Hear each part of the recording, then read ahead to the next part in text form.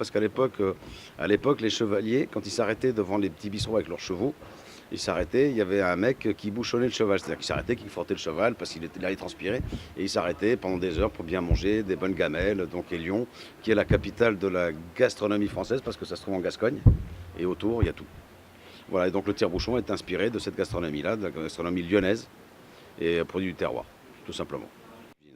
La base des sauces, tu sais, pour faire un fond de sauce, tu peux pas faire un fond de sauce en 5 minutes. Pour faire un fond de sauce, il faut 2 jours.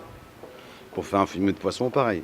C'est ce qui fait que si tu veux vraiment faire de la vraie cuisine, il faut un truc essentiel, le temps. Tu ne peux pas faire vite en cuisine. Le temps est essentiel en cuisine. Tu apprends au fur et à mesure, et puis en cuisine, tu ne peux pas commencer par exemple à 11 heures pour être prêt pour midi, c'est pas possible.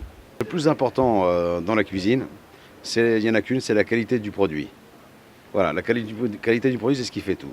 C'est-à-dire faire des bons achats, frais, et derrière savoir les cuisiner.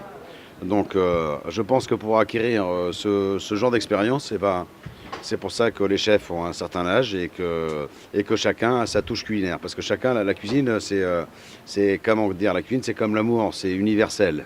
Tu vois? Il faut de l'expérience. Voilà.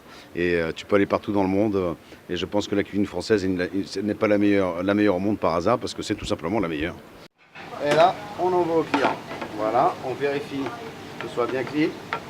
On met une petite bûche, dernière petite touche, et voilà.